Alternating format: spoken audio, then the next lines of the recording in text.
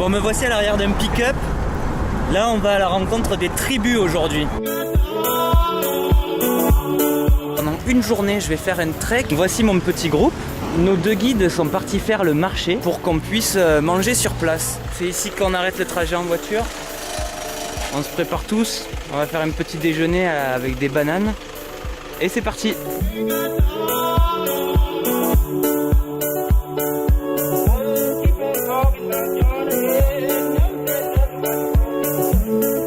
Le guide nous a expliqué qu'il y a différentes sortes de bambous. Et les bambous géants, ceux-là, sont ceux qui servent à faire les maisons. Pour faire le sol des maisons, ils utilisent ces bambous qui coupent en fines tranches.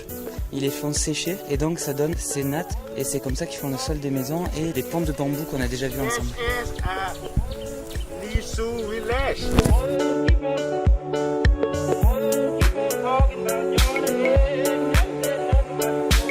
Petite dégustation de thé dans le village Litsou. Avec petit point de vue plutôt agréable. Alors je viens d'en apprendre une bonne, c'est que le village Litsou est chrétien en vrai. Il y a 17 familles qui vivent dans ce village et là on arrive vers leur plantation de thé.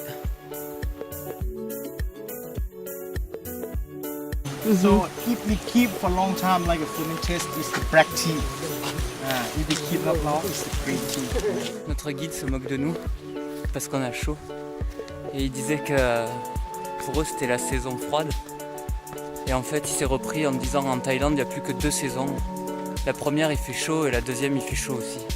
On rentre dans la forêt, on vient de quitter le village Litsou et là on va rejoindre un endroit où on pourra pique-niquer. Ah, le restaurant du midi. For one, 6 eggs for one bamboo. Ja.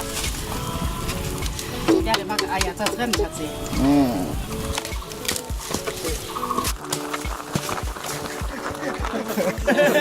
Let's go. Oh, good. No.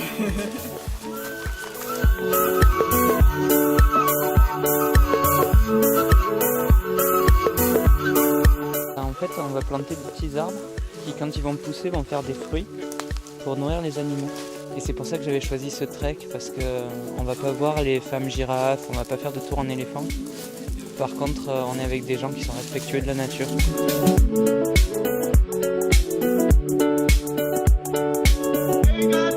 On reprend la route après le déjeuner.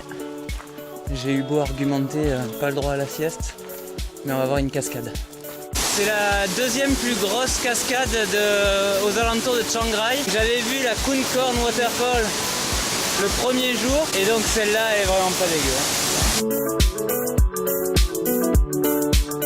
Après la cascade, direction le village Aka.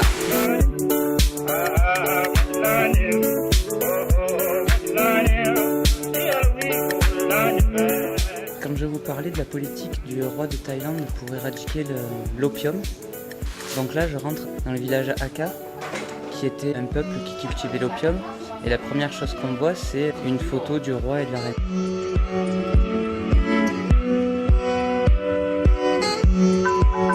Les champs d'ananas.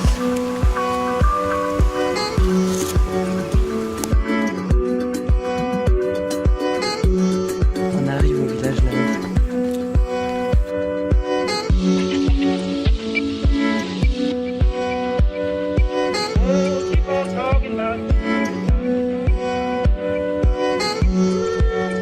On a fait qu'un passage éclair dans le village là-haut. Et là on va voir une source d'eau chaude. Mais je sais pas si vous voyez ma casquette, si vous me voyez transpirer.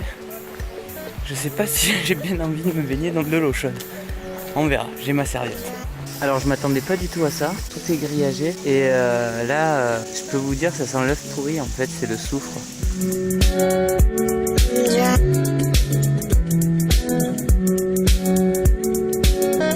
Bon mais finalement j'aurais pris mon bain et c'était assez relaxant. Donc voilà, ça conclut une bonne petite journée. C'était sympa, hein? Bien sympa.